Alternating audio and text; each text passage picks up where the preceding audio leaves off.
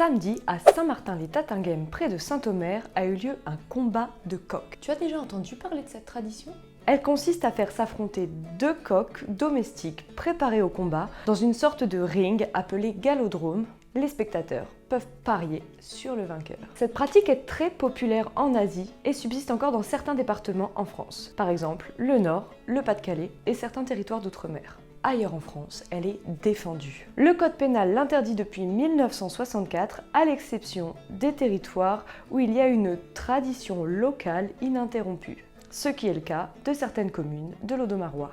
En dehors de ce cadre, exercer cette pratique est puni de 3 ans d'emprisonnement et de 45 000 € d'amende. Jean-Luc Leroy, président de l'association des coqleux du territoire, rappelle que cette coutume est légale. Ça fait 28 ans que je gère cette association. Tout se passe bien, sauf quelques petits accros de manifestations. Nous sommes quand même en bon entente. Pour lui, les coqs appartiennent à une espèce bagarreuse à l'origine. On te rassure, les animaux ne meurent pas toujours lors de ces combats, mais ça peut arriver.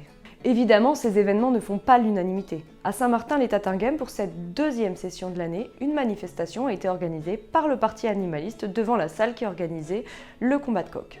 Les militants dénoncent une pratique cruelle et violente. Parmi les manifestants, il y avait Lucas, 14 ans, qui justement vient d'adopter un coq issu de ces combats. Voici Onyx, un coq combattant liégeois que j'ai adopté à la SPA de Saint-Omer. Donc, il avait été retiré par la SPA car il vivait dans des conditions honteuse. J'ai décidé de l'adopter. Il a pu venir chez moi et maintenant mener une vie paisible entourée d'autres coqs. Et toi, t'avais déjà entendu parler de cette tradition ?